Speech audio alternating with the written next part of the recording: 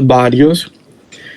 Eh, Ahí aparece en pantalla el código, entonces pueden, por favor, ingresar. No, no tiene nota, es solo para recordar algunos de los temas que hemos visto.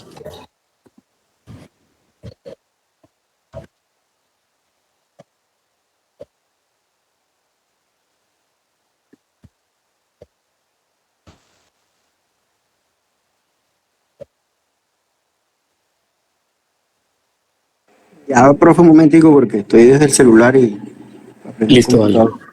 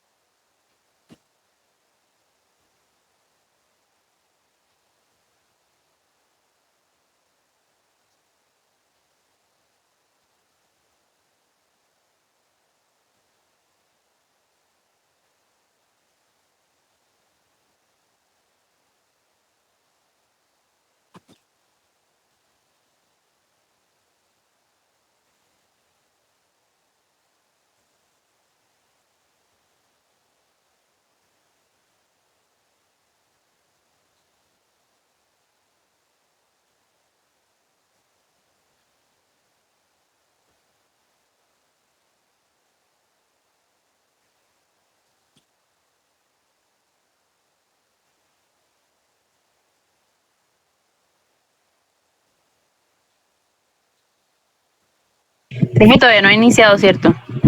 No, todavía no he iniciado.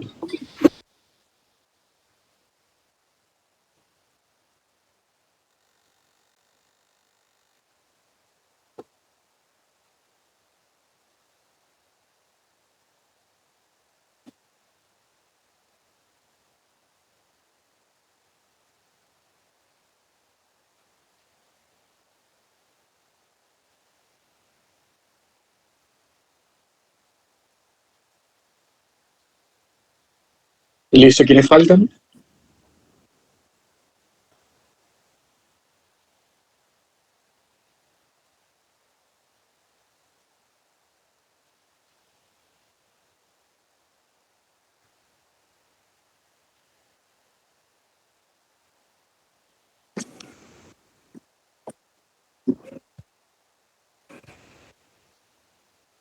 Listo, ya le voy a dar a iniciar entonces.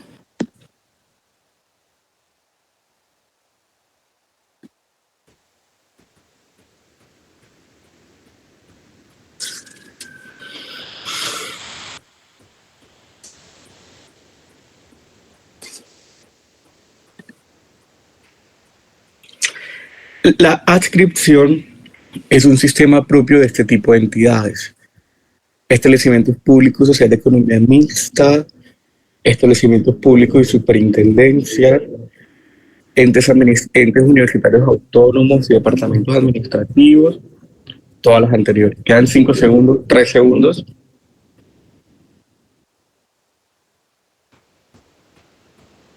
Okay. Ojo con el tiempo. Bueno, el parágrafo del artículo 50 señala que la adscripción es un sistema propio de los establecimientos públicos y superintendencia. De la mayoría se confundió con lo que es la vinculación. Recuerden que los establecimientos públicos y sociedades de economía mixta se encuentran vinculados a un ministerio o departamento administrativo, y esta fue justamente la razón por la que quise como tomar este quiz para recordar, toda vez que la clase pasada ni siquiera recordábamos que era la descentralización por colaboración. Entonces, la idea es que este Kahoot nos sirva para recordar algunas cositas que ya hemos visto y que son importantes para entender la teoría del acto administrativo. ¿Alguien levantó la Profe, mano? disculpe. Sí. Ya no vamos a seguir. Sí, sí. Para ver si sube un poquitico la voz, porfa, es que yo estoy en el celular, entonces no alcanzo a entender muy bien. Ah, bueno, listo. Dale, Por dale. favor, gracias. ¿Los demás sí me escuchan bien? Sí, señor, sí. Listo, dale. Listo. Continuemos.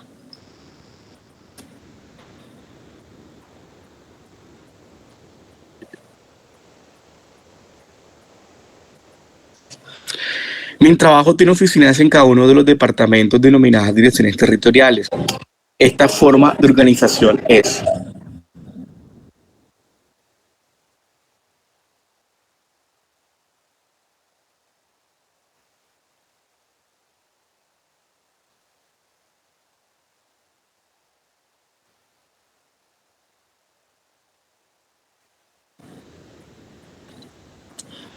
muy bien, la mayoría contestó bien, pero aún hay 4 personas que confunden lo que es la desconcentración con la descentralización. Recuerden que la descentralización implica la creación de un nuevo ente dotado de personería jurídica, patrimonio propio, autonomía administrativa y demás, pero que la desconcentración es justamente la creación de sedes, dependencias en territorios sin suponer la creación de nuevos entes. Entonces, bien por la mayoría.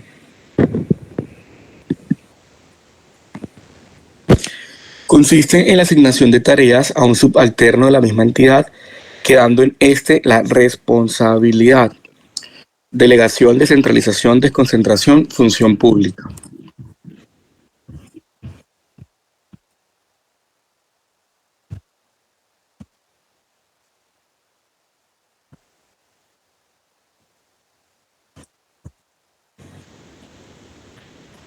Qué bueno, gracias.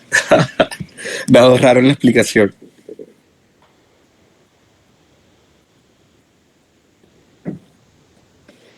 Siguiente. Las clases de descentralización administrativa reconocidas en nuestro ordenamiento jurídico son: Lea la profe. descentralización por competencia administrativa y de servicios, descentralización por concentración por delegación y por remisión, descentralización por funciones públicas y administrativas y territorial, colaboración y funcional de servicios. Muy bien. Algunas personas no alcanzaron a contestar, pero la mayoría contestó muy bien. Indumil, producción de armas y explosivos, es una entidad con patrimonio 100% estatal. Se puede afirmar que su naturaleza jurídica es sociedad de economía mixta, establecimiento público, alianza público-privada o empresa industrial y comercial del Estado.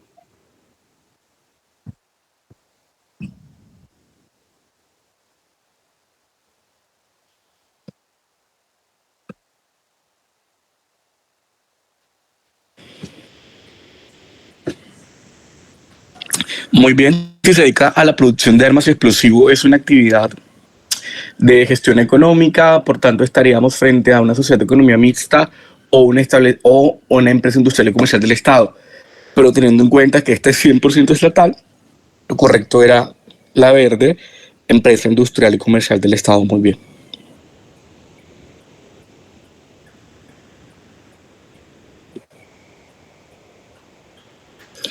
Satena, propiedad estatal del 91%, decide vender 2.000 pasajes para transportar deportistas. Este contrato estará sujeto al Estatuto de Contratación Administrativa, al Código de Comercio por ser una actividad comercial en competencia, a la reglamentación de la Cámara de Comercio o a los decretos expedidos por el presidente en ejercicio de función judicial. 5 segundos.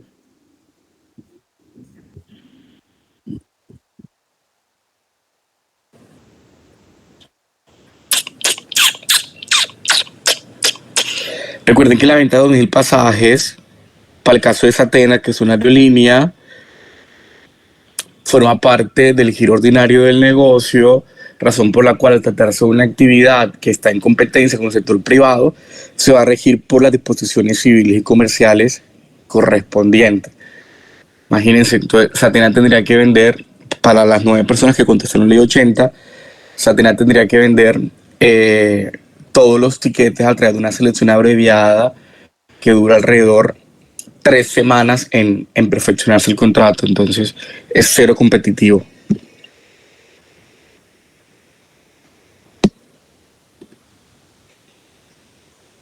Las superintendencias de unidades administrativas con personería jurídica hacen parte del sector privado, entes de control, sector descentralizado de la administración pública, sector central de la administración pública nacional.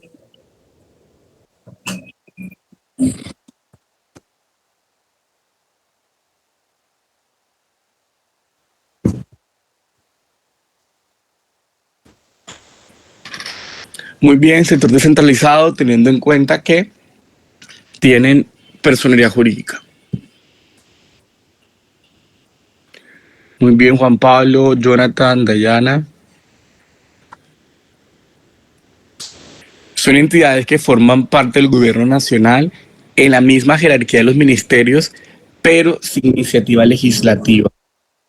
Superintendencias, establecimientos públicos, unidades administrativas o departamentos administrativos.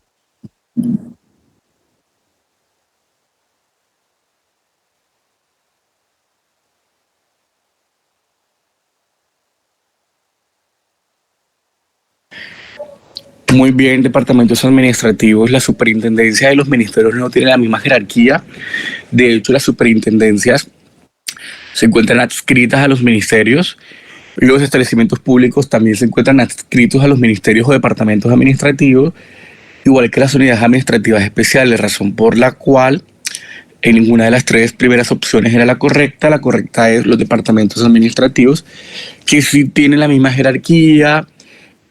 Ambos son los jefes del respectivo sector, idea que he insistido. Pero la diferencia, una de las diferencias es justamente esta, que carece de iniciativa legislativa.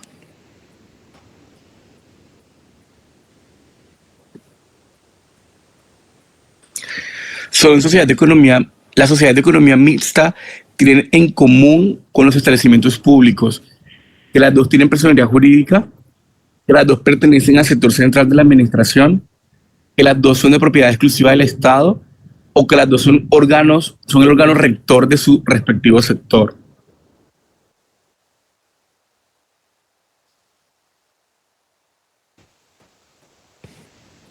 Muy bien, las dos tienen personalidad jurídica, forman parte del sector descentralizado. Los establecimientos públicos del orden nacional se crean mediante una ley a iniciativa del gobierno, un decreto del presidente con la firma de los ministros, un decreto reglamentario o una resolución del presidente de la República.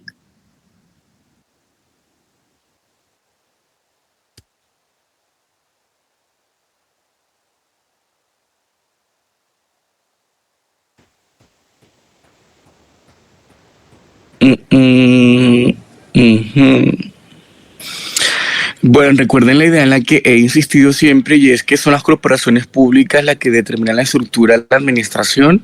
Entonces el Congreso de la República determinará la estructura de la administración pública del orden nacional a través de leyes a iniciativa del presidente.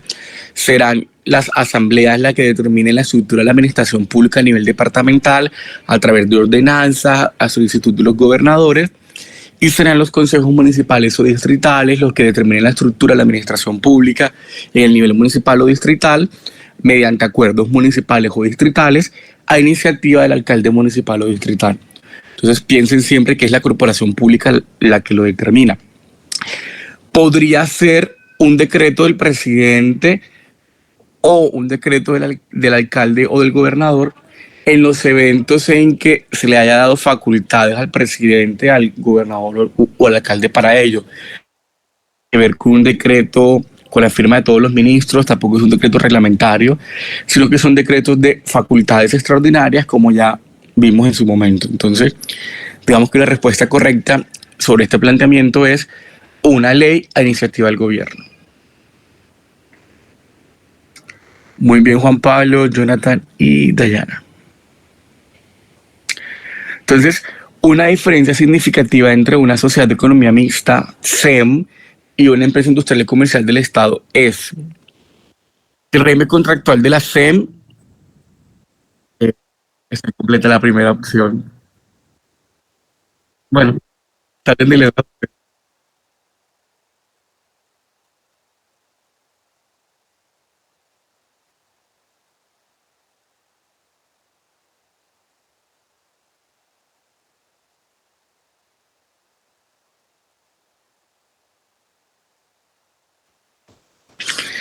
Sí, estaba incompleta la primera opción, pero digamos que nadie contestó la correcta. La verde, que fue la mayoría, dice que la SEM tiene patrimonio del Estado y la dice capital privado está errada porque es al revés. Es la sociedad de economía mixta la que tiene capital privado. Entonces ahí estaba la cascarita, la confusión, de pronto por tratar de entender las siglas. Ajá, Entender las siglas en 20 segundos era súper difícil, pero sé que ustedes tienen claridad en que la sociedad de economía mixta justamente tiene aporte público-privado, pero de pronto por la premura no fue fácil caer en cuenta de la cascarita que había dentro del planteamiento. Pero digamos que la respuesta correcta es que la sociedad de economía mixta, recuerden que es una sociedad, razón por la cual no es creada por ley ni ordenanza ni acuerdo, sino que es autorizada, porque además de dicha autorización requiere la celebración del contrato de sociedad, que según el Código de Comercio, por ser una sociedad de economía mixta, se crea mediante escritura pública, pero la empresa industrial y comercial del Estado, como no es una sociedad, no se crea, digamos, mediante este tipo de formalidad, sino mediante la ley, ordenanza u acuerdo. Pero bueno, esa pregunta sé que estuvo enredada, entonces la ajustaré para la próxima y le daré más tiempo para que puedan leerla mejor. Producto de una actuación se ordena el cierre de un establecimiento de comercio por 30 días. La imposición de sellos es un acto administrativo, una omisión administrativa, una operación administrativa, un hecho administrativo.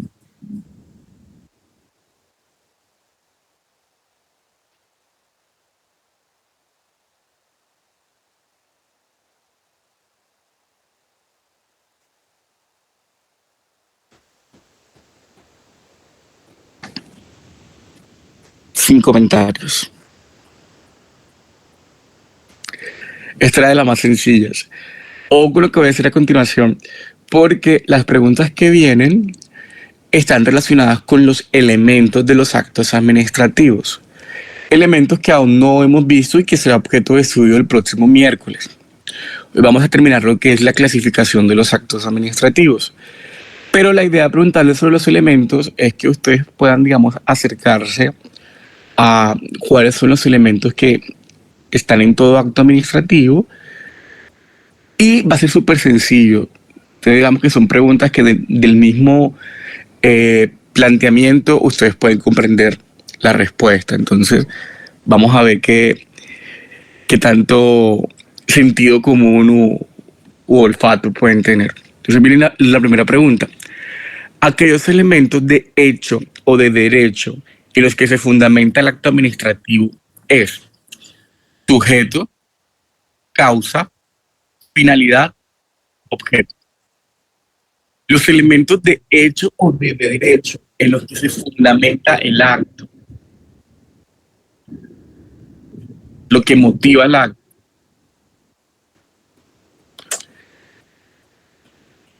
Bueno, 3 personas contestaron bien.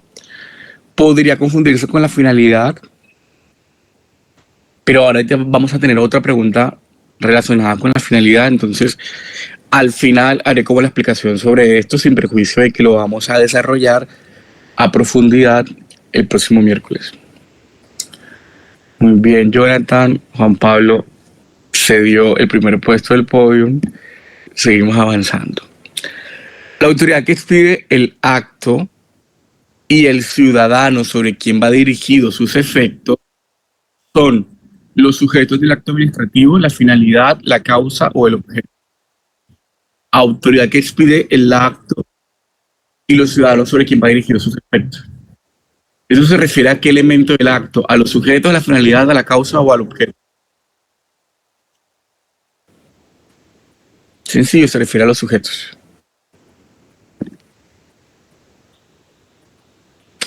Juan Pablo volvió por su primer puesto, está peleado.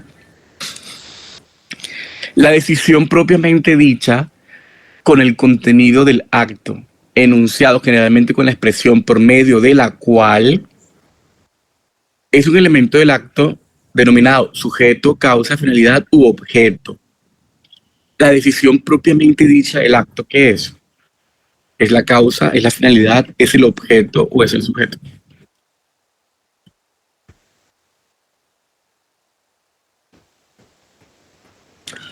Muy bien por lo que contestaron objeto. Sé que pueden estar confundidos, esto no lo hemos visto, insisto. La idea es tener un acercamiento ahí. Última pregunta. La intención de la autoridad o necesidad que pretende solucionar o cubrir con la expedición del acto es el sujeto, la causa, la finalidad o el objeto. Contestaron rápido, qué maravilla. Muy bien, esta sí es la finalidad del acto. La finalidad del acto administrativo es justamente la intención que tiene la autoridad, la necesidad que pretende solucionar, el problema que se ha presentado.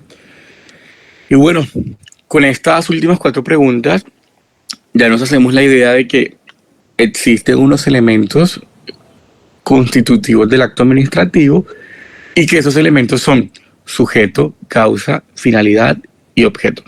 ¿Alguna pregunta? ¿Todo claro? Muy bien, Lisette. Muy bien, Jonathan.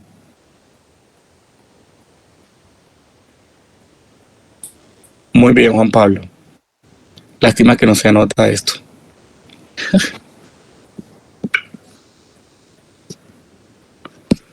Porque nos mata la ilusión, profe. No importa. Lástima que esto sea solo. Bueno, voy a mirar acá cómo le fue a los demás.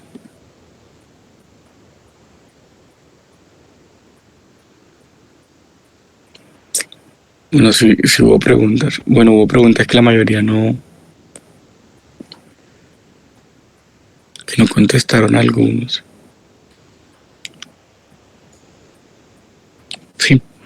La que nadie contestó bien es la 12, la que se preguntaban por la diferencia entre sociedad de economía mixta y las empresas industriales y comerciales del Estado. Pero bueno, eso es por el tiempo también. No fue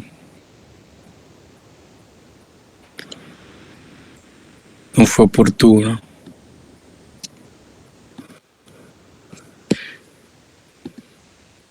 Listo, muchachos, entonces manos a la obra. Estamos viendo teoría del acto administrativo y la clase pasada alcanzábamos a conversar sobre la clasificación de actos administrativos y alcanzamos a mirar la primera clasificación legal que realiza el legislador cuando señala que hay unos actos administrativos de contenido particular y que existen otros actos administrativos de contenido general. Que es importante también tener en cuenta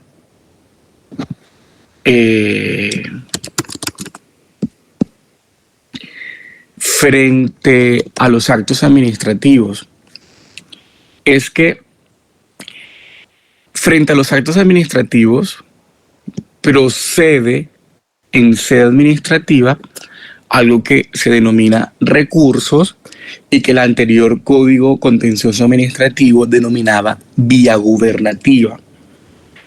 ¿Por qué les estoy hablando de esto? Porque el artículo 75 del CEPACA señala que no habrá recurso contra los actos administrativos de carácter general. Entonces, supongamos que, siguiendo el ejemplo que vimos en la clase pasada, la alcaldía de Barranquilla expide un decreto a través del cual restringe el parrillero en motocicletas. Ese es un acto administrativo de carácter general, porque no está creando, modificando o extinguiendo una situación jurídica sobre algún sujeto en específico, sino que es general. Frente a ese acto administrativo, yo no podía presentar como ciudadano un recurso de reposición contra esa decisión. Como yo sé que ya ustedes tienen aproximaciones al tema de los recursos, porque ya han visto el derecho procesal y demás, en materia de actuaciones administrativas tenemos 3 recursos que no serán objeto de la clase de hoy, pero digamos que existe el recurso de reposición, el recurso de apelación y el recurso de queja. Son los 3 recursos que existen en materia de actuaciones administrativas, en tema de procedimiento administrativo. ¿Y qué nos dice el artículo 75? Que frente a esas decisiones de la administración que son de contenido general, yo no puedo interponer ni el recurso de reposición ni apelación para que lo conozca el superior jerárquico, ni el de queja. Entonces, miren que tener claridad en cuanto a si el acto administrativo es de contenido general o particular no solo nos posibilita identificar cuál es el medio de control que por regla general procede contra ese acto, sea nulidad y restablecimiento del derecho, sino que además en sede administrativa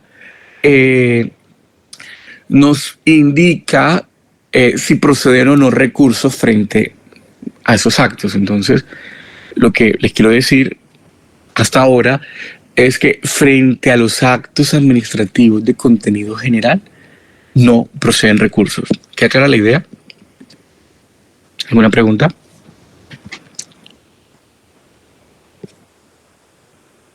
Yo quería ir como haciendo un cuadrito como para tener mayor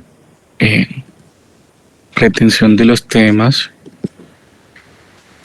Particular. Entonces, de acuerdo con su contenido, los actos administrativos se clasifican en general y en particular. Sí están viendo, ¿cierto? Sí, profe, sí se ve. Y el general, por ejemplo, procede recurso vía gubernativa. La respuesta es no. Y esto lo dice el artículo 75 del CEPACA. ¿Está claro? Y en cuanto a medio de control, tenemos que la regla general, ojo, admite excepciones,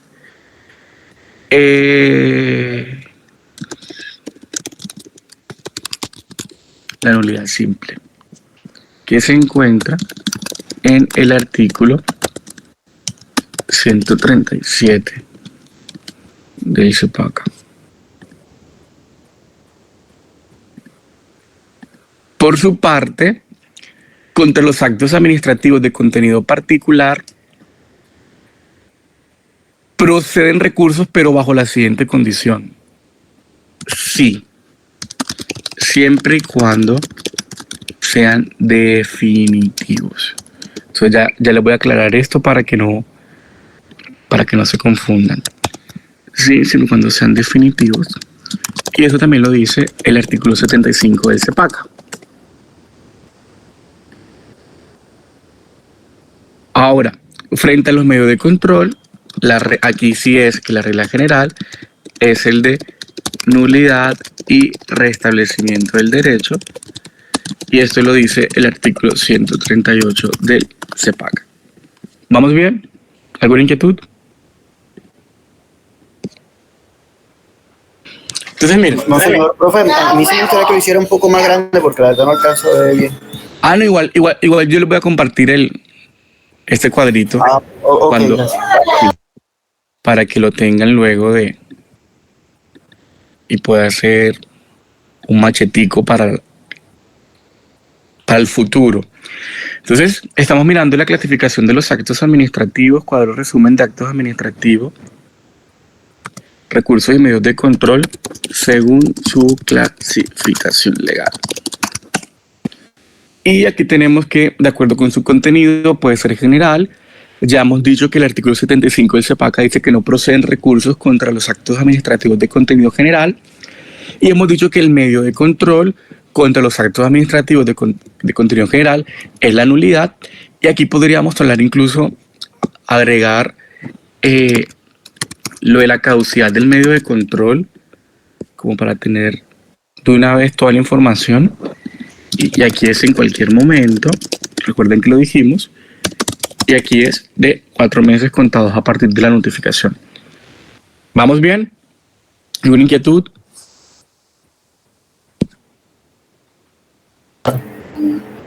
todo clarito.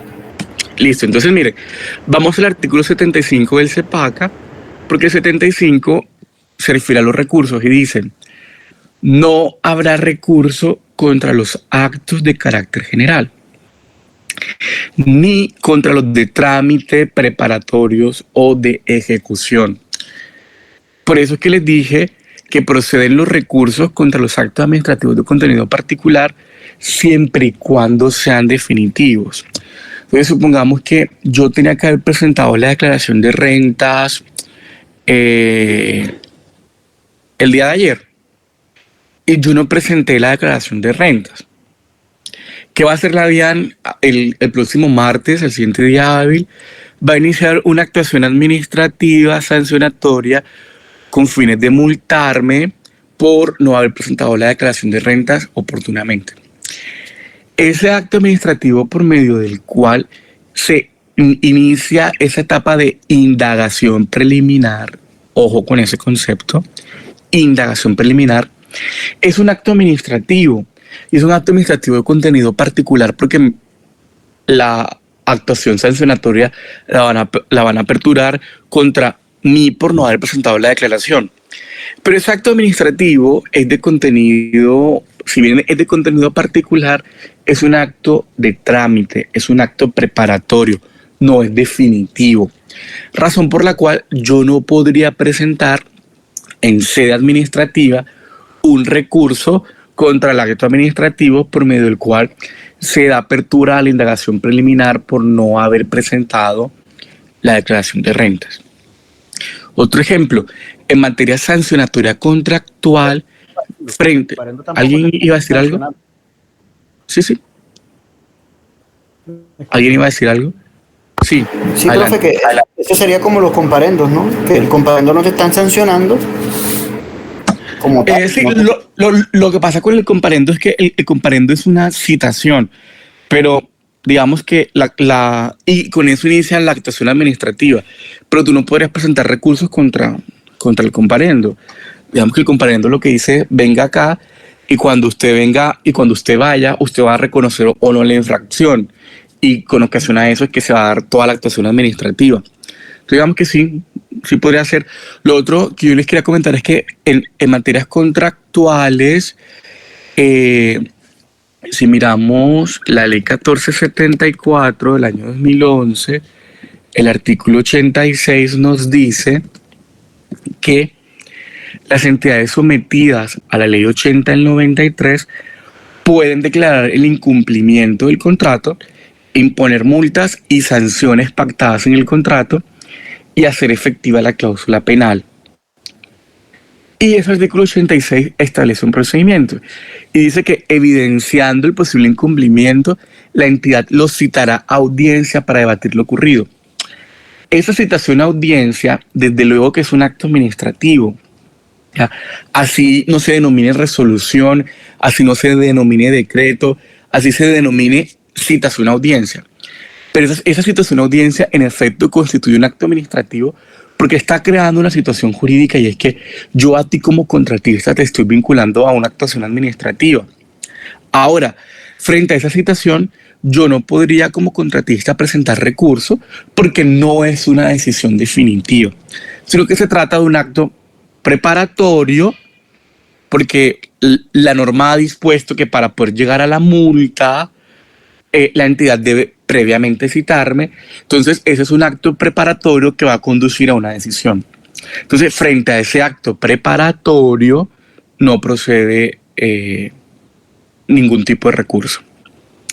Ahora, en el marco de la audiencia, supongamos siguiendo este ejemplo, en el marco de la audiencia, yo le digo a la entidad, yo como contratista presento descargos y le digo a la entidad que quiero la prueba testimonial de quien ejerció la supervisión del contrato, toda vez que de manera verbal el supervisor había recibido a satisfacción los bienes o servicios prestados y que hoy me están diciendo que yo no ejecuté. Entonces, la entidad, al decidir la práctica o no de esa prueba, está expidiendo, ojo, un acto administrativo, porque estamos en sede administrativa y no sede jurisdiccional, y en eso quiero que tengamos siempre claridad que estamos en sede administrativa y no jurisdiccional, por tanto son actos administrativos y no jurisdiccionales. Entonces, frente a esa decisión, que me niega o no la práctica de una prueba tampoco procede el recurso, porque esa prueba es un acto de trámite para la actuación administrativa. Y eso lo encontramos más específicamente con el tema probatorio en un artículo que ya hemos visto, que es el 40. No estoy en el CEPACA, no me para el CEPACA.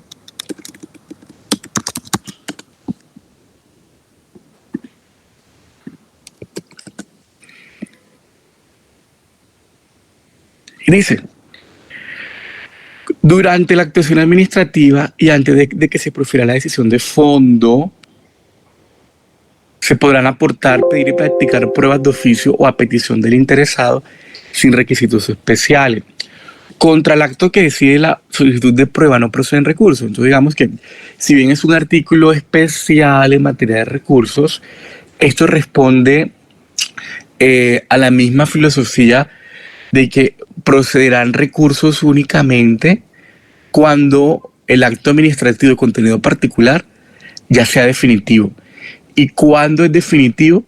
Cuando ha concluido la actuación y cuando ya no es posible adelantar ninguna etapa más. Entonces, frente a un acto administrativo definitivo, yo como administrado puedo presentar recurso. Pero mientras la actuación no está en definitiva, yo no puedo presentar recurso contra los actos preparatorios de trámite. ¿Está claro? Así como que sí, como que no. Entonces, miren, estoy hablando de esto porque estamos viendo una clasificación y es de actos administrativos de contenido general y particular. Frente a los actos administrativos de contenido general, ya saben que no proceden recursos, pero que el medio de control que procede es el de nulidad, de simple nulidad, artículo 137 del CEPACA, que se puede presentar en cualquier tiempo. Frente al acto administrativo de contenido particular, el medio de control que procede es el de nulidad y restablecimiento del derecho en las voces del 138 del CEPACA, como regla general. Ahora, frente a la procedencia o no de recursos de actos administrativos de contenido particular, hay que tener en cuenta que sí proceden recursos siempre y cuando se trate de actos administrativos definitivos, que los recursos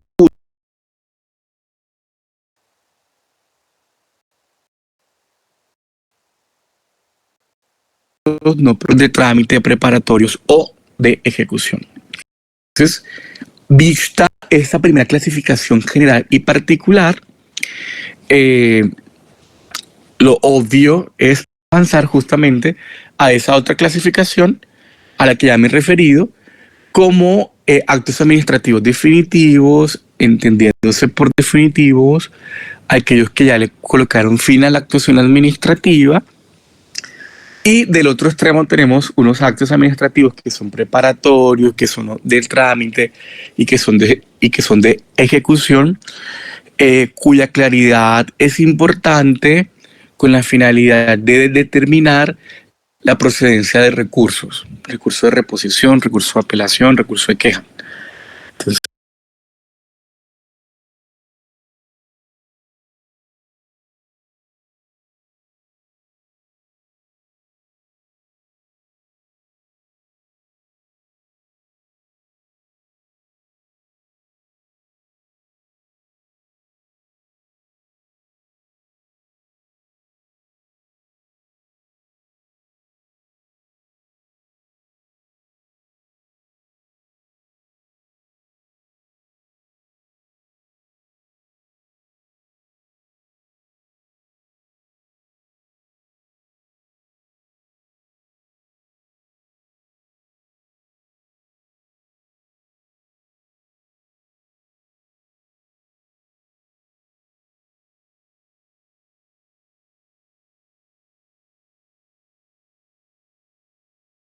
en cuenta uno de los principios del derecho administrativo, como lo es la sujeción al principio de legalidad, uno podría entender que la mayoría de las decisiones administrativas tienen que ser regladas porque justamente el ejercicio de la función administrativa está sujeto a la voluntad del legislador, por lo que las decisiones administrativas no son arbitrarias, sino que responden a un interés general y demás.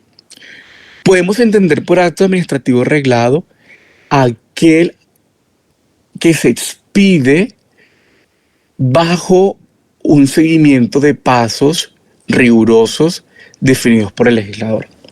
Entonces, por ejemplo, si ustedes van a solicitar una licencia urbanística, a ver acá, licencia de construcción urbanística, según las voces del decreto 1783, aquí define lo que es una licencia de construcción urbanística. Entonces dice que, miren lo que dice: para adelantar obras de construcción, ampliación, modificación, adecuación, reforzamiento estructural, reestructuración, reconstrucción, cerramiento y demolición de edificaciones y de urbanización, parcelación, loteo, bla, bla, bla, bla, bla, se requiere de manera previa a su ejecución la obtención de la licencia urbanística correspondiente. ¿Qué es la licencia urbanística? Miren cómo lo define esta disposición. La licencia urbanística es el acto administrativo de carácter particular y concreto expedido por el curador urbano o la autoridad municipal o distrital competente, por medio del cual se autoriza específicamente a adelantar obras de urbanización, etc. Entonces miren que se requiere de la licencia urbanística, de la licencia urbanística para adelantar este tipo de obras, y que esa licencia urbanística es un acto administrativo de contenido particular. La expedición de esa licencia es un acto reglado porque el mismo legislador y los decretos reglamentarios han señalado cuáles son las condiciones y requisitos que se requieren para la obtención de esa licencia, dependiendo en sí de la obra. Entonces, si usted como ciudadano solicita una licencia y usted acredita pues toda la documentación, la autoridad lo que va a proferir es un acto administrativo por medio de la cual le confiere esa licencia urbanística, porque usted ha cumplido con cada una de las etapas o cada uno de los requisitos, señalados por el legislador y el ejecutivo en las disposiciones reglamentarias, razón por la cual uno podría entender que ese acto administrativo es reglado. Y es reglado, como su misma expresión lo dice, porque se han establecido unas condiciones para su expedición. Por su parte, el acto administrativo será discrecional en la medida en que no exista esa reglamentación para su expedición. Y frente a lo discrecional, hay un artículo muy importante del CEPACA, que es el artículo 53. Déjenme, que no es el 53. Efectivamente no es el 53. Creo que es el 49, 47, mire, 44. El artículo 44 del CEPACA dice que en la medida en que el contenido de una decisión de carácter general o particular sea discrecional, debe ser adecuada a los fines de la norma que lo autoriza y proporcional a los hechos que le sirven de causa. Entonces miren que este artículo lo que dice es que si bien pueden existir decisiones discrecionales porque el legislador no contempló la forma en que debe adoptarse esa decisión, en la medida en que esa decisión sea discrecional, debe haber proporcionalidad. Entonces digamos que si bien no aparecen unas reglas, si aparecen unos principios, y recuerden que los principios son mandatos de optimización, que lo que buscan es que se apliquen los derechos o que se apliquen justamente según la circunstancia o según el contexto en sí, en mayor medida.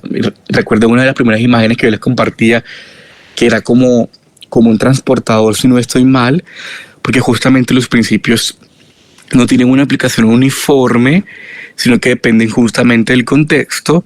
Y lo que ha dicho pues la jurisprudencia es que como mandatos de optimización deben cumplirse en la mayor medida posible, según el caso en particular. Entonces tenemos decisiones que son regladas, decisiones que son discrecionales, pero ojo que cuando la decisión es discrecional debe ser adecuada a los fines a los fines de la norma que la autoriza y proporcional a los hechos que le sirven de causa. Entonces, si nosotros seguimos, por ejemplo, el artículo 86 de la ley 1474, que se refiere a esto del procedimiento administrativo sancionatorio contractual, encontramos que la autoridad administrativa puede sancionar con una multa o con la cláusula penal al contratista. Entonces, digamos que esa imposición de multa o cláusula penal no puede ser arbitraria, sino que tendría que ser de cierta forma proporcional. Entonces uno podría decir, entonces ustedes podrían decir, profe, pero es que si miramos la cláusula penal, el Código Civil, el Código de Comercio señalan que cuando el deudor de una obligación se ha allanado parcialmente el cumplimiento de la prestación que tiene a cargo, tiene derecho a que se le reduzca la pena. Estos son temas contractuales que uno ve en derecho civil y comercial. Lo cierto es que el deudor tiene derecho a que se le rebaje la pena cuando él se ha allanado parcialmente el cumplimiento de la prestación que tiene a cargo. Entonces miren que frente a esa disposición civil o comercial y teniendo en cuenta lo que es el artículo 44, la entidad pública podrá hacer efectiva la cláusula penal teniendo en cuenta o aplicando la proporcionalidad y por consiguiente la decisión no sería hacer efectiva el 100% de la cláusula penal, sino proporcional a el incumplimiento que se indilga al contratista. ¿Queda clara la idea? Tenemos decisiones discrecionales y tenemos decisiones que son regladas. Aquellas que son discrecionales, según el artículo 44, deben ser adecuadas a los fines y proporcional a los hechos que les sirven de causa. Les di el ejemplo de los procesos sancionatorios contractuales en los cuales el contratista tiene derecho frente a la aplicación de la cláusula penal que ésta no sea por el 100% en la forma en que se tasó, sino que sea proporcional a los eventos de incumplimiento. Por cierto, volviendo a la clasificación anterior, como pueden ver en pantalla, el artículo 43 define que son actos administrativos. Son actos definitivos, perdón. Son actos definitivos los que decidan directa o indirectamente el fondo del asunto o hagan imposible continuar la decisión. Y frente a ese tipo de actos administrativos es que proceden recursos. Entonces, siguiendo el artículo 86 de la ley 1474, que se refiere a los sancionatorios contractuales, la decisión que expira la entidad de multar al contratista o hacer efectivo la cláusula penal ya es un acto definitivo porque ya ha decidido directamente el asunto. Entonces, frente a esa decisión en la que ya me imponen a mí como contratista una multa o una cláusula penal, yo sí puedo interponer recursos. ¿Está claro? ¿Alguna inquietud? Sí, profe. Listo, entonces estábamos mirando la clasificación de los actos administrativos. Ya sabemos que hay unos de contenido general y particular, hay unos definitivos y preparatorios o de trámite de ejecución, y tenemos unos actos administrativos que son reglados y que son discrecionales. En virtud del principio de legalidad, la tendencia es reglar las competencias administrativas, lo que les decía ahorita del sometimiento de la función administrativa al principio de legalidad. Pues con ello se evita el abuso por parte de la autoridad administrativa, actuando como un verdadero instrumento de control. Sin embargo, en muchas ocasiones no es posible por la variedad y diversidad del ejercicio de funciones públicas. Entonces, frente a estos eventos, los actos no serán reglados, sino discrecionales y deben ser adecuados a la norma en la que se fundamentan y deben ser proporcionales a los hechos. De acuerdo a su forma, tenemos actos administrativos que son escritos y tenemos actos administrativos que son verbales. Digamos que esto no requiere no requiere mayor ilustración, pero frente a los actos administrativos que son verbales, si son definitivos, recuerden que también proceden recursos.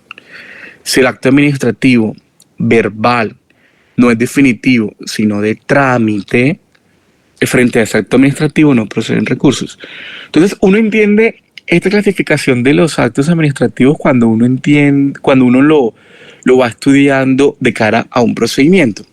Entonces, siguiendo el artículo 86 del CEPACA, que es el que se refiere a los procesos sancionatorios contractuales, de la ley 1474 de 2011, artículo 86,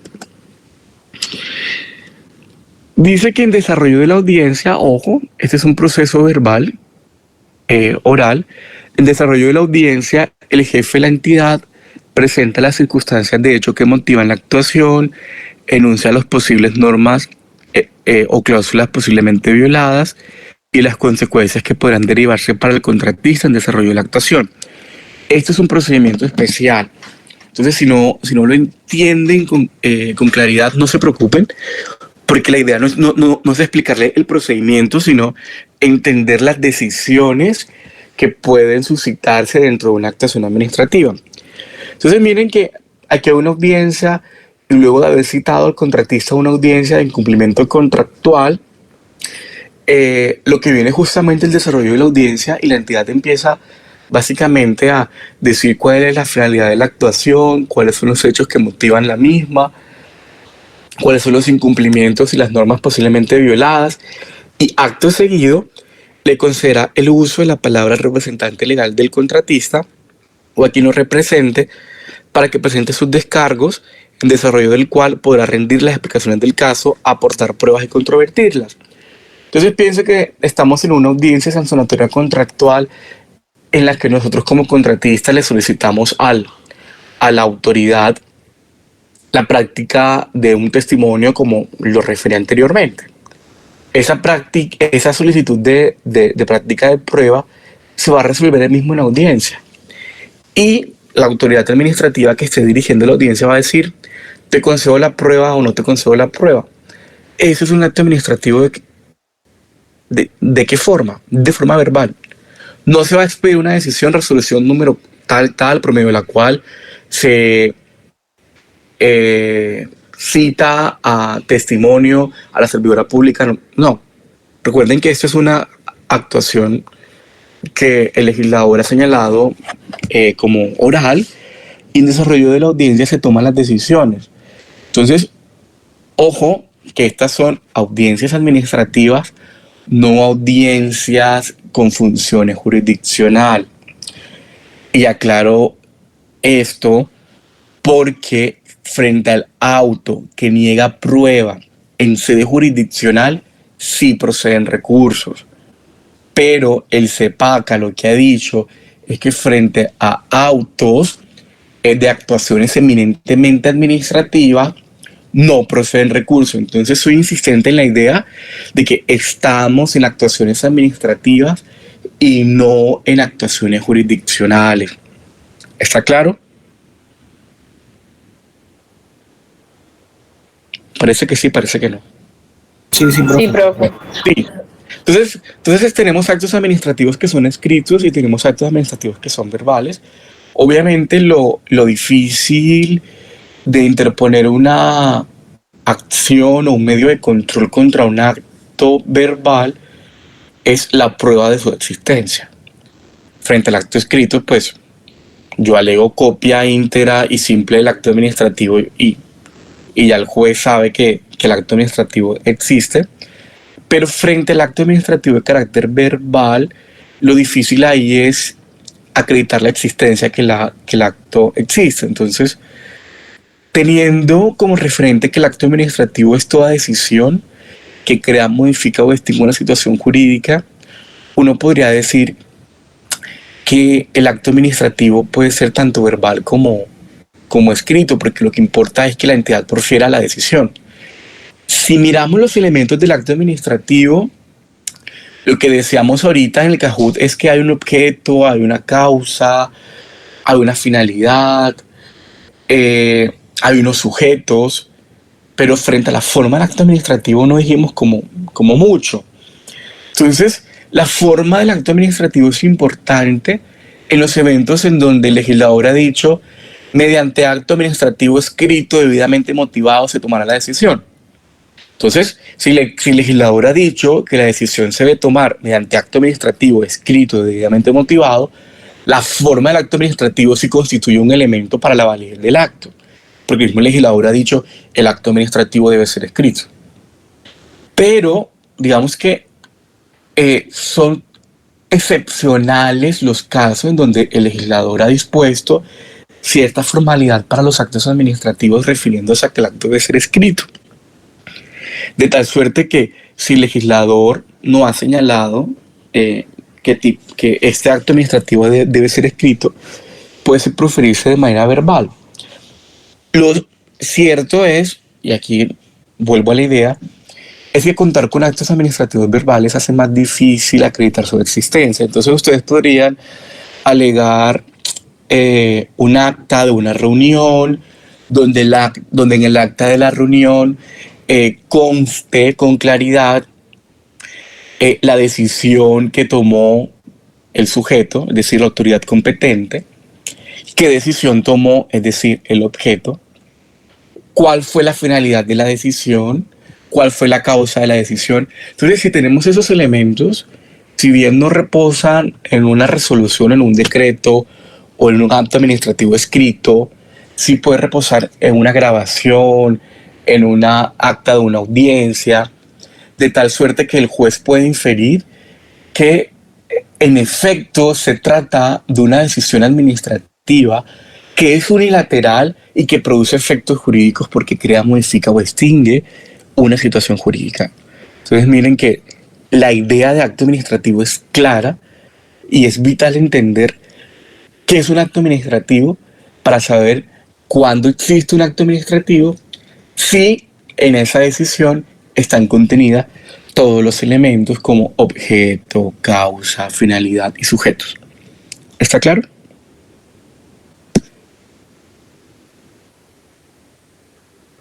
Señor. Listo. Entonces, además de actos administrativos escritos, tenemos actos administrativos que son presuntos y actos administrativos que son tácitos. Supongamos que Hernando Rafael Jiménez Manotas es secretario jurídico o es el jefe jurídico de la Universidad del Atlántico, por ejemplo. Ser jefe jurídico de la Universidad del Atlántico comporta el ejercicio de un cargo de libre nombramiento y remoción. Pero supongamos que el rector de la Universidad del Atlántico, que es el nominador, expide mañana otro acto administrativo por medio del cual nombra como jefa de la oficina de asesoría jurídica a Lisette. Entonces, una vez Lisette es nombrada y le comunican el acto administrativo y se posesiona, lo que se entiende es que por tratarse de un cargo de libre nombramiento y remoción, el nominador, es decir, el rector, me ha separado del cargo, es decir, me ha declarado insubsistente. Eso se entiende como un acto administrativo tácito porque, digamos, el rector no ha expedido un acto expreso en donde ha dicho, Hernando Jiménez, te remuevo del cargo, sino que ha nombrado a otra persona y como es un cargo de libre nombramiento y remoción, lo que se entiende de ese nombramiento es que Hernando, chao. Entonces digamos que ahí está tácito o tácitamente el acto administrativo por medio del cual se me declara insubsistente o se me remueve del cargo. Por su parte, deben tener en cuenta que los actos administrativos que son presuntos son aquellos que derivan del silencio administrativo en los términos del CEPACA. Entonces, acto administrativo presunto, regla de oro, acto administrativo presunto igual a silencio administrativo. Porque los actos administrativos presuntos son aquellos actos administrativos que se derivan del silencio administrativo. ¿Y qué es el silencio administrativo? Eso lo vamos a ver a continuación. Déjame ver si yo tengo esto acá en la presentación. Tengo algo del silencio administrativo. Sí. Tuve que adelantar bastante, pero para entenderlo el silencio administrativo, lo que dice la doctrina es que el silencio administrativo es una ficción mediante la cual en los eventos en que la autoridad administrativa omita dar respuesta a las peticiones, la ley le otorga un valor jurídico a tal omisión. Entonces yo efectué una solicitud a una autoridad administrativa y la autoridad administrativa omitió darme respuesta. Esa omisión por parte de la autoridad administrativa, el legislador le ha dado un valor, le ha dado un valor jurídico a esa omisión. Y es que ese silencio, esa omisión, va a tener un efecto positivo o negativo según la naturaleza de la solicitud. Hay que tener claridad en que ese silencio administrativo no constituye una respuesta en la medida en que el peticionario tiene derecho a obtener de la autoridad una decisión material, real y verdadera, y no una decisión aparente. Entonces, ojo, que si a mí me presentan un derecho de petición como autoridad administrativa y yo no doy respuesta, se entiende que se ha configurado pues un silencio administrativo porque el legislador le ha dado un valor jurídico a mi omisión. Pero eso no debe entenderse per se que ya yo le contesté al ciudadano su reclamación. Miren que la norma dispone en el artículo 83 del CEPACA, u 85, u 87, por ahí va. Profe, eso es como por ejemplo, hablando otra vez de los comparendos, yo por lo menos una vez solicité ya una prescripción de unos comparendos. Ellos nunca me respondieron, pero su respuesta en el sistema sí me los quitaron, pero no me dijeron, oiga, ya le quitamos los comparendos. No me respondieron directamente, sino por medio de la acción que yo estaba solicitando. Sí, claro, entonces digamos que ahí lo que faltó fue notificarte la respuesta, pero seguramente la entidad estimó que tenía razón por la cual procedió fue a quitar los comparendos del CIMIT, o sea, quitar las multas del CIMIT. Entonces, sí, miren lo que dice el artículo 83 del CEPACA. Transcurridos 3 meses, contados a partir de la presentación de una petición sin que se haya notificado decisión que la resuelva, se entenderá que esta es negativa. Entonces, la regla general es que el silencio administrativo es negativo. ¿Estamos? Dentro de los documentos que yo les compartí, denme un segundo. Dentro de los documentos que yo les compartí, yo les mandé una carpeta que se llama Teoría del Acto Administrativo, y dentro de esa carpeta hay un documento en Word que se refiere al silencio administrativo positivo, y estos son todos los casos en los que el silencio administrativo se entiende como positivo.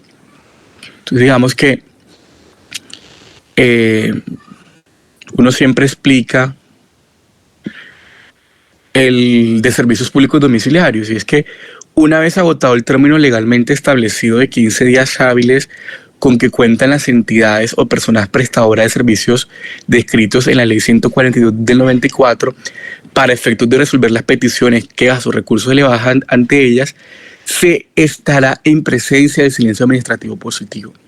Entonces miren que lo que dice el artículo 83 es que transcurrido 3 meses contados a partir de la presentación de una petición sin que se haya notificado la decisión que la resuelva, se entenderá que el silencio administrativo es negativo. Pero miren qué dice el inciso primero del 84. Solamente en los casos expresamente previstos en las disposiciones legales especiales, el silencio de la administración equivale a una decisión positiva.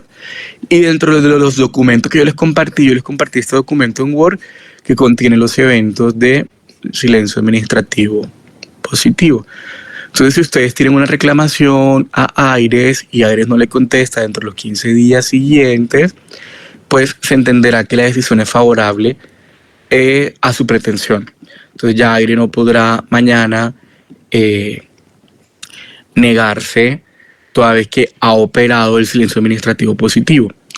Esto del silencio administrativo es lo que entendemos como actos administrativos presuntos. ¿Por qué presuntos? Porque la autoridad administrativa no expidió una decisión de forma expresa, sino que guardó silencio y frente a esa omisión se configuró un acto administrativo presunto porque el legislador le ha dado valor jurídico a ese silencio por parte de las autoridades. ¿Está clara la idea de lo que son los actos administrativos presuntos?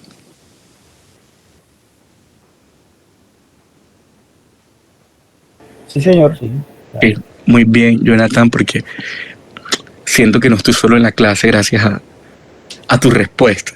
Entonces, volviendo al artículo 83, que es súper importante para ya evacuar hoy lo que es el silencio administrativo, el 83 nos dice que en los casos en que la ley señale un plazo superior a los 3 meses para resolver la petición sin que ésta se hubiera decidido, el silencio administrativo se producirá al cabo de un mes contado a partir de la fecha en que debió adoptarse la decisión. Entonces, si yo les pregunto, ¿el silencio administrativo se empieza a contar desde la presentación de la decisión o desde el momento en que debió darse la decisión? ¿Cuándo opera el silencio administrativo? ¿Desde el momento en que yo presento la solicitud o desde el momento en que la autoridad debió dar respuesta? Desde la petición, o sea, ya esos 15 días ya corrieron para los 3 meses que toca esperar. Sería desde la petición. Sí y no, porque fíjate que el inciso 1 y 2 se refiere a dos momentos distintos. El primer inciso del artículo 83 dice que los 3 meses se cuentan a partir de la presentación de la petición. Entonces, si yo presenté la petición hoy, yo tengo 3 meses, yo tengo que dejar pasar 3 meses para entender que ya ha operado el silencio administrativo, sea positivo o negativo. Pero ojo, que en los eventos en donde el legislador señala un plazo mayor a 3 meses para atender ese asunto, lo que ha dicho la norma en el inciso segundo es que el silencio administrativo se producirá dentro del mes contado a partir de la fecha en que debió adoptarse la decisión. Entonces aquí no serían en sí 4 meses, no podemos entender que son 4 meses contados a partir de la presentación de la solicitud, sino un mes contado a partir de la fecha en que debió adoptarse la decisión. ¿Está claro? Cuando se cumplieron los 15 días, a partir de ese No cuando se cumplieron los 15 días, porque mira que este es un evento cuando la decisión sea superior a los 3 meses. Sí. Exacto. Digamos que cuando la decisión administrativa sea superior, cuando la decisión se deba tomar con posterioridad a los 3 meses de haberse radicado, obviamente no va a operar el silencio administrativo al tercer mes, sino que va a darse al mes siguiente de la fecha a partir del cual debió adoptarse la decisión. ¿Alguien iba a preguntar algo? Dale, Dayana. Profe, o sea que, no sé, suponiendo un caso hipotético, el plazo que está para X evento es no de 3 meses, sino de 4 meses. Entonces, el plazo empezaría a contar, por ejemplo, el cuarto mes es el 30 de septiembre. Entonces, se empezaría a contar el 30 el mes. El mes siguiente, en octubre. Exacto. Entonces, digamos que, ojo, la regla general es que el silencio administrativo opera dentro de los 3 meses siguientes a haber presentado la solicitud. Eso lo dice el artículo 83. El silencio administrativo opera dentro de los 3 meses siguientes al haberse presentado la solicitud. Pero en los casos en donde el legislador ha señalado un plazo para atender a la solicitud mayor a esos 3 meses, el silencio administrativo operará dentro del mes siguiente al vencimiento del plazo en que debió darse la decisión. Eso está claro, eso lo dice el artículo 83, inciso primero, inciso segundo. Entonces la regla general es que el silencio administrativo se cuenta dentro de los 3 meses siguientes a partir de la presentación de la petición, exceptuándose pues aquellas decisiones que deban darse dentro de un término superior a 3 meses. Miren lo que dice el artículo 83 en su inciso final, y esto es importante por si ustedes algún día mañana son servidores públicos y asumen una posición de no contestar las peticiones porque al final se va a presumir una decisión por parte de la administración. La ocurrencia del silencio administrativo negativo no eximirá de responsabilidad a las autoridades. Tampoco las excusará del deber de decidir sobre la petición inicial, salvo que el interesado haya hecho uso de los recursos contra el acto presunto o que habiendo acudido ante la jurisdicción de lo contencioso se haya notificado auto admisorio de la demanda. ¿Qué nos quiere decir este inciso final del artículo 83? Es que la ocurrencia de este silencio no exime de responsabilidad al servidor público que tenía el deber de responder. Entonces muy seguramente se le iniciará el proceso disciplinario por no haber atendido oportunamente una petición. Muy seguramente el ciudadano también va a interponer acción de tutela porque le están vulnerando el derecho fundamental de petición. Entonces miren que el artículo 83, inciso final, dice que no se exime de responsabilidad a la autoridad por la ocurrencia, por haberse generado, el silencio administrativo negativo, y tampoco lo excusa del deber de decidir sobre la petición inicial.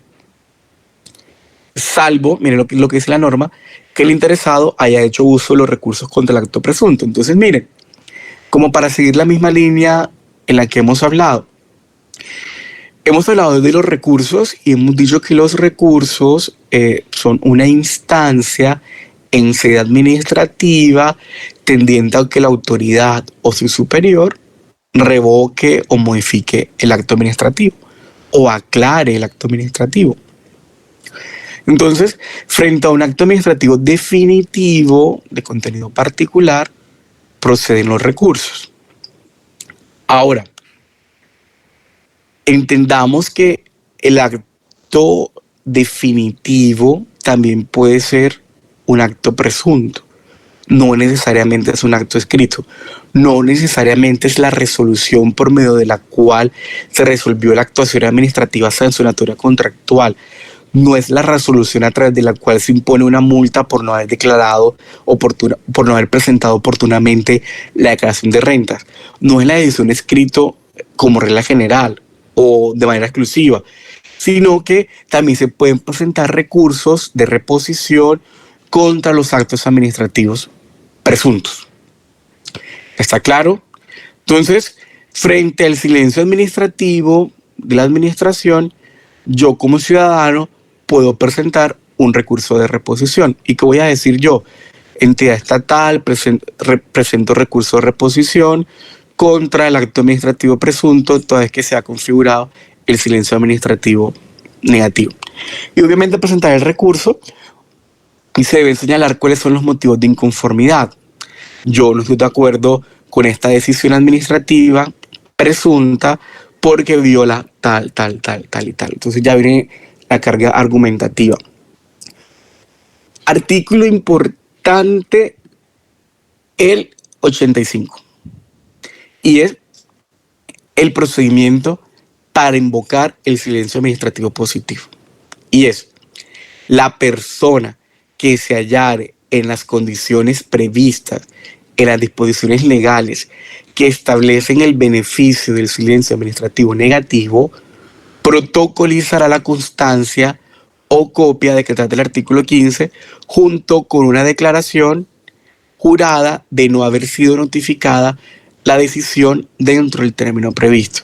Entonces, hay que ir a la notaría y protocolizar el silencio administrativo positivo, y ese silencio administrativo positivo es el que hará las veces del silencio administrativo. ¿Y qué tiene que hacer la persona? Llevar copia de la petición o constancia de la petición y jurar y prestar declaración juramentada de no haber sido notificada de la decisión dentro del término previsto. Entonces, ustedes presentan una solicitud, se configura el silencio administrativo positivo por vencimiento del plazo, ustedes van a la notaría, invocan el silencio administrativo positivo, presentan copia de la petición y manifiestan bajo gravedad de juramento que no han sido notificados de ninguna decisión relacionada con la petición que ustedes incoaron, y eso es lo que va a constituir el acto administrativo presunto. ¿Está claro? Miren lo que dice, que la escritura y sus copias auténticas producirán todos los efectos legales de la decisión favorable que se pidió, y es deber de todas las personas y autoridades reconocerla así. Para efectos de la protocolización de los documentos de que trata este artículo, se entenderá que ellos carecen de valor económico, es decir, hasta gratis, no tienen que pagar un centavo de la notaría. ¿Está claro? ¿Alguna pregunta? Hablen ahora, callen para siempre. Hablen ahora o nos vemos en el quiz. Ahí sí hablan, ahí sí. Sí, sí, dale, Carlos, adelante.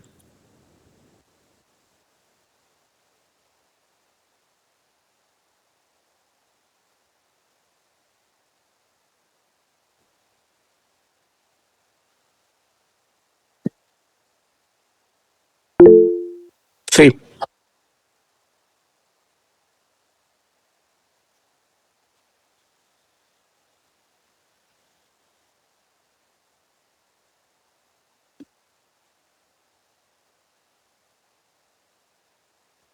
Sí, así es. De hecho, les voy a mostrar un caso de la vida real, pero eso no tiene relación con lo que estamos.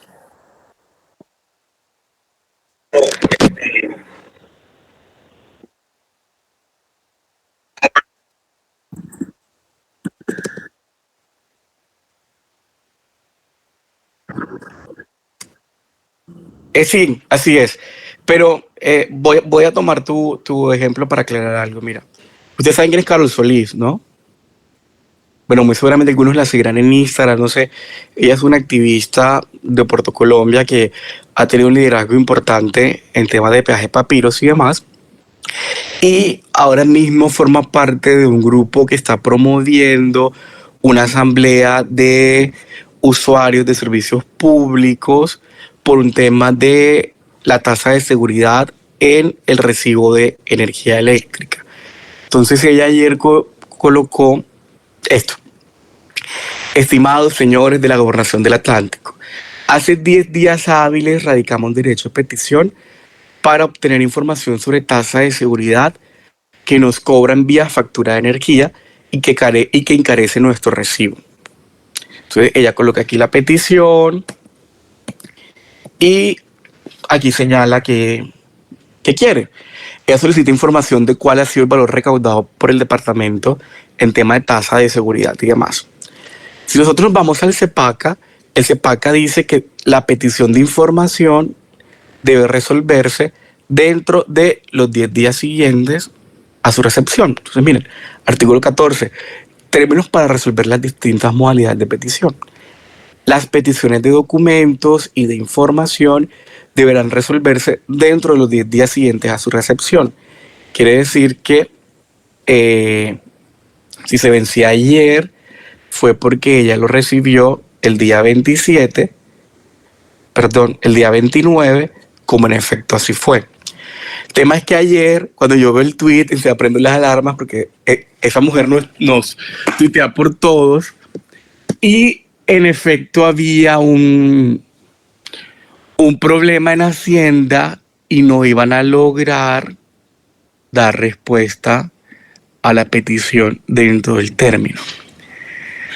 ¿Qué hizo el equipo? El equipo proyectó, mira, eso tiene que ver con los Juegos Panamericanos, todavía estoy metido en eso. El equipo proyectó una prórroga que ahora no encuentro. Bueno, esta, mira. ¿Qué hizo la Subsecretaría de Rentas el día de ayer? Señaló que de conformidad con la petición radical 29 de septiembre, encontrándonos dentro del término normativo de rigor para brindarle respuesta a su solicitud, me permito informarle que debido al alto volumen y la alta complejidad de la información requerida, la Subsecretaría de Rentas hará uso de la prórroga que se encuentra establecida en el parágrafo del artículo 14, la cual sustituyó el capítulo primero, bla, bla, bla. ¿Y qué dice?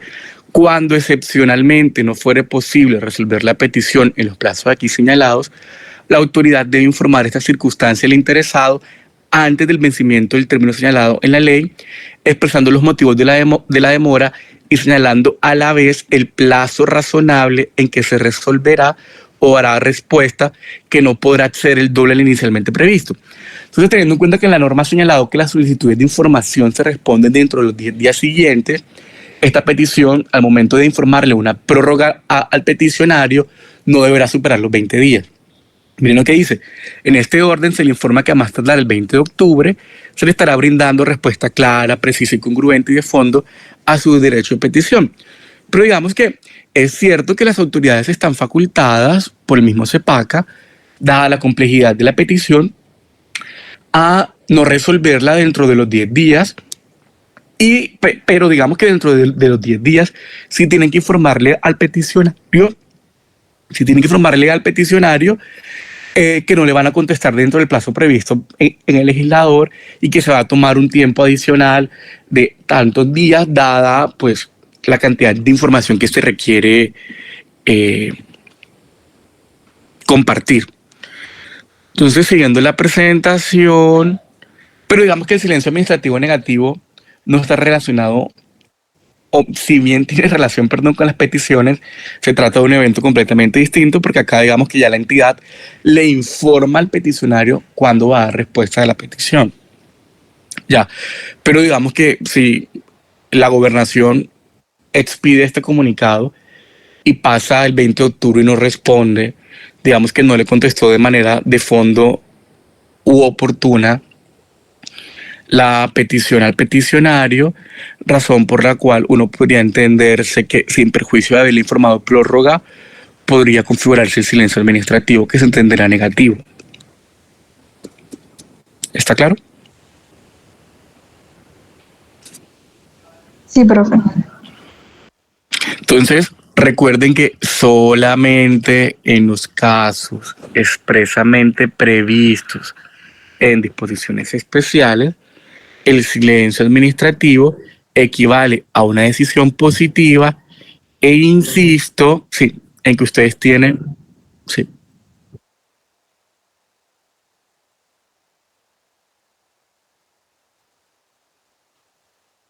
Sí, exacto, digamos que ya podía, sí, ella, sí, porque digamos que yo dije ayer, sino que no me hicieron caso, yo dije ayer que le contestáramos el día 20, el día 30, porque el 30 vence los 20 días, es decir, los 10 más 10, porque ella radicó la solicitud el 29, los 10 días hábiles vencían el 13, los otros 10 días no vencen el 27 sino el 30 porque el lunes es festivo. Entonces yo como que vamos a responder el 30 porque en realidad es mucha información, pero ya la entidad dijo el 20. El 20 la entidad puede decirle que no le va a responder el 20 sino el 30. Ya. Lo que no puede pasar es que después del 30 la entidad no haya dado respuesta, porque si no ha dado respuesta ya está violando el derecho fundamental de petición y ya Carol Solís va a colocar una tutela.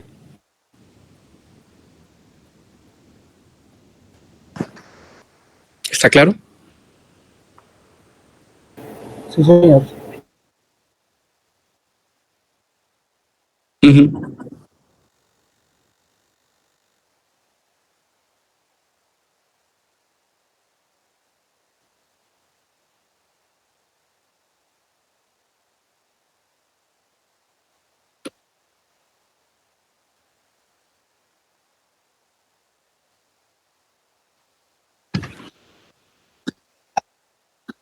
No, hay unas reglas de reparto de tutelas. Hay unas reglas digamos que las tutelas se presentan ante cualquier juez, pero hay unas reglas de reparto teniendo en cuenta cuál es la autoridad. Entonces, miren, las acciones de tutela que se te pongan contra cualquier autoridad, organismo o entidad pública del orden departamental, distrital o municipal y contra particulares serán repartidas para su conocimiento en primera instancia los jueces municipales.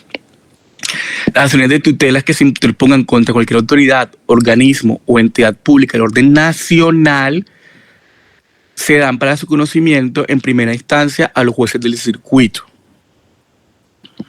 Las acciones de tutela dirigidas a las actuaciones del contralor, entonces digamos que teniendo en cuenta que los jueces, todos los jueces de Colombia forman la jurisdicción constitucional, teniendo en cuenta que todos conocen de la acción de tutela, se han señalado unas reglas de reparto y son estas. Entonces digamos que teniendo en cuenta la autoridad contra la que se presenta la acción de tutela, así se reparte. ¿Quedó claro? Entonces no es que yo quiero que la conozca el Consejo de Estado.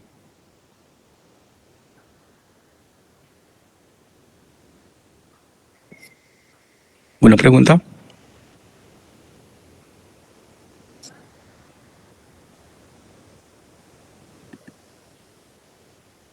No tienen preguntas, creo que porque ya tienen hambre seguro. No.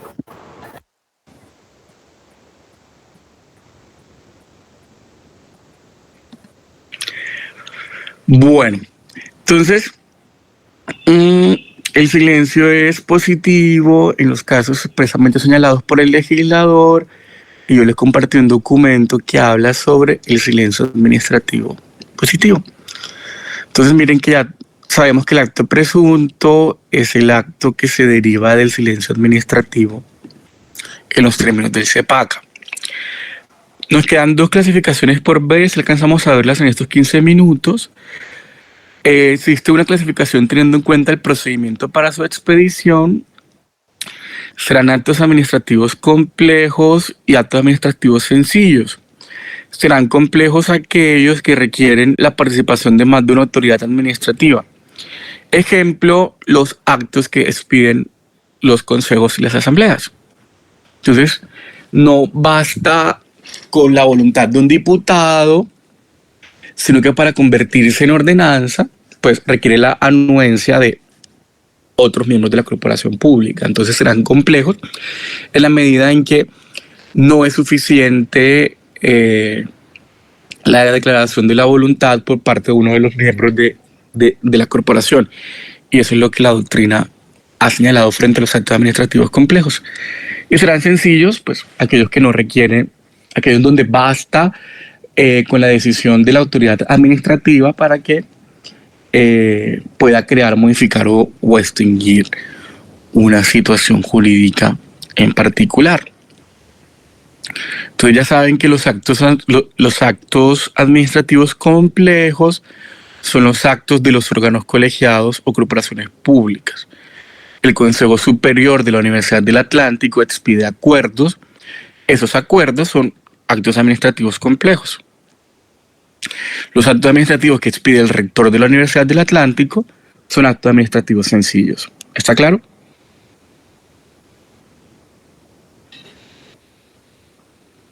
Profe, Sí, profe. en los actos administrativos, por ejemplo, cuando es el consejo que le da facultades al alcalde, el acto administrativo complejo sería el primero que emite el consejo y ya el que el alcalde emite sería uno simple. Así es, digamos, los dos son actos administrativos, pero como el acto administrativo que concede facultades es un acuerdo, y el acuerdo requiere la concurrencia de los concejales, ese era un acto administrativo complejo. Y ya el decreto acordado, el decreto con fuerza de acuerdo, será un acto administrativo sencillo. Eso es lo que la literatura ha dicho sobre estos actos administrativos simples y complejos. Sí. Por último, tenemos actos administrativos de alcance nacional y alcance local, que eso no requiere, pues, ilustración. Ya ustedes entenderán que Las decisiones que toma el Consejo de Barranquilla tienen un alcance local y que las decisiones que puede tomar, por ejemplo, el presidente de la República en ejercicio de la potestad reglamentaria, que es función administrativa, pues tendrá un alcance nacional. Eso no requiere mayor ilustración. Importante esta última presentación porque son actos de la administración que no son actos administrativos. Entonces, un acto de la administración que no es acto administrativo son los actos meramente declarativos, como ya vimos en la clase pasada, que si bien son unilaterales, existe una manifestación de la voluntad de la administración, no produce efectos jurídicos, razón por la cual no sería un acto administrativo. Es el ejemplo de las circulares que solo se limitan a recordar a los funcionarios el horario de ingreso y salida en el trabajo. Los actos del sector público rentable, entonces entendamos por sector público rentable aquel sector del que forman parte las empresas industriales y comerciales del Estado, esos actos del sector público rentable que guardan relación con el giro ordinario de su objeto no son actos administrativos, porque recuerden lo que nos dice la ley 489 del 98, lo que nos dice la ley 489 del 98, el artículo 85. Las empresas industriales, comerciales del Estado son organismos creados por la ley o autorizados por esta, que desarrollan actividades de naturaleza industrial o comercial y de gestión económica conforme a las reglas de derecho privado. Distinto a lo que dice el artículo 70, que se refiere a los establecimientos públicos que se hallan conforme a las reglas de derecho público. Entonces, las decisiones unilaterales de la sociedad de economía mixta y las empresas industriales y comerciales del Estado que estén relacionadas con el giro ordinario de su objeto, si bien son actos de la administración, porque son entidades que forman parte de la administración pública, no son actos administrativos. Otra cosa, los actos con fuerza de ley que expide el presidente de la República en ejercicio de facultades precisas y por un término no superior a 6 meses, no son actos administrativos. Recuerden, artículo 150, numeral 10, se refiere a la posibilidad de que el Congreso le dé facultades precisas al Ejecutivo. Esos decretos con fuerza de ley no son actos administrativos. ¿Está claro? Tan es así que el control no lo ejerce el juez de lo contencioso administrativo, sino que lo ejerce la jurisdicción constitucional a través de la Corte.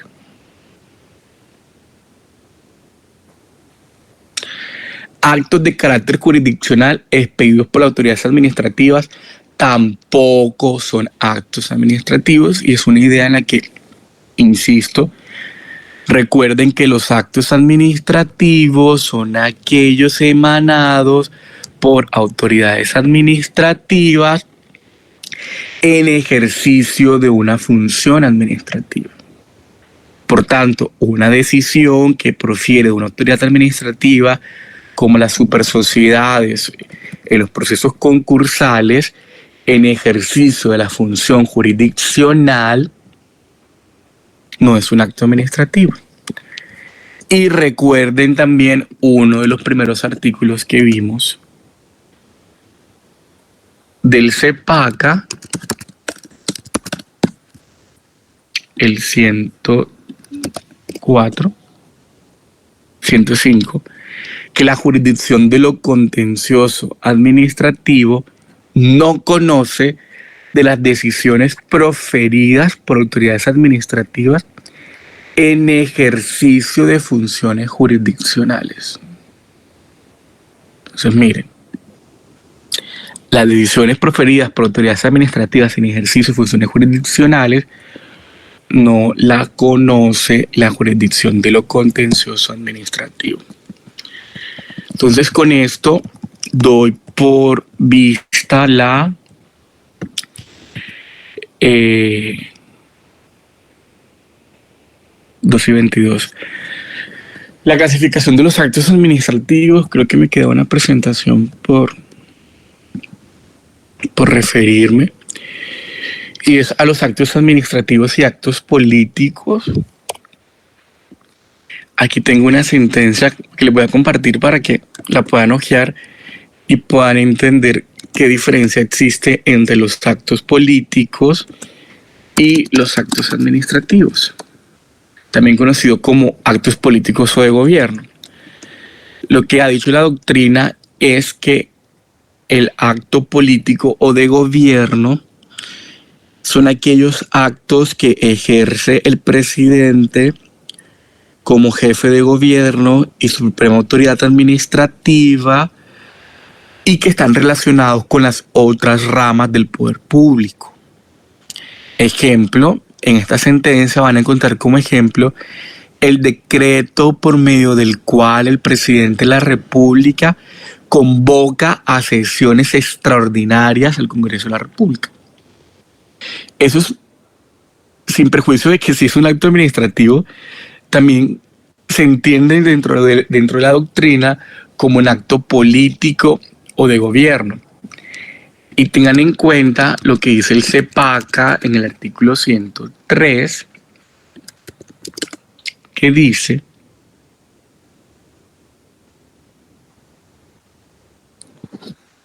no es el 103.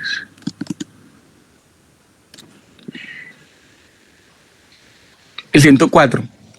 104, cuando habla de la jurisdicción de lo contencioso administrativo, dice que la jurisdicción de lo contencioso conocerá de los actos, contratos, hechos, omisiones y operaciones sujetos al derecho administrativo.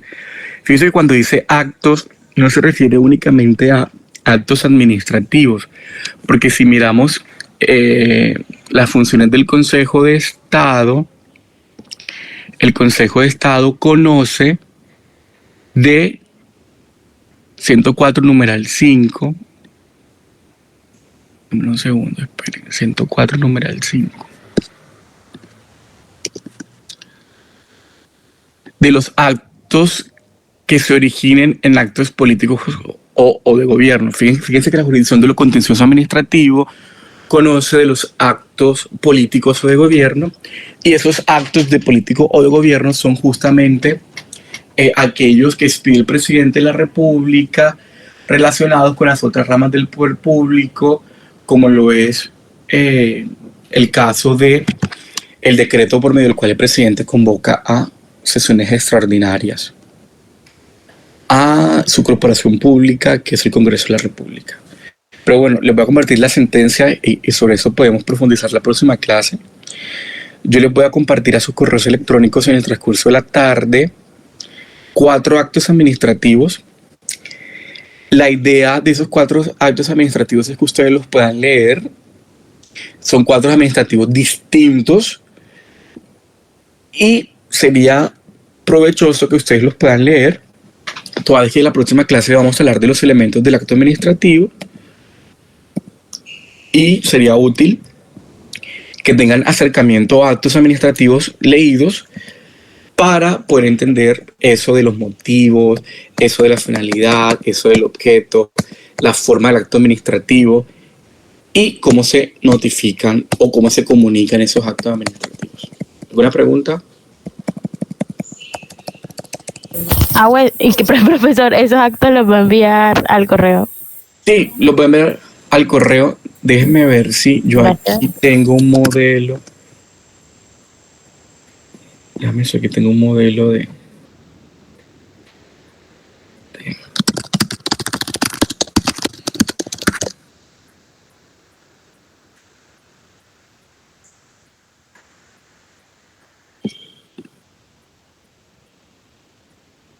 No, porque es que yo el semestre pasado hice una actividad con los pelados, pero bueno, no, nada más leanlo, nada más lean los actos administrativos y sobre la clase conversamos sobre qué tienen en común, en qué se diferencian, porque un acto administrativo abajo dice notifíquese, porque otro dice comuníquese, porque otro dice cúmplase. Es decir, todo eso forma parte del ejercicio que quiero que hagan, que lo revisen, qué tienen en común, en qué se diferencian. Y bueno, en la próxima clase nos vemos el miércoles a las 6:30 para hablar sobre los elementos del acto administrativo. Descansen, feliz fin de semana. Gracias, profe. Y les prometo que de hoy sí no pasa las notas, o sí se las subo, sí o sí. Profe, y la persona que grabó, que Borja enseguida mande el link al grupo. Listo, vale. Sí, porfa. Descansen. Descansen, seguimos dando clase. Chao.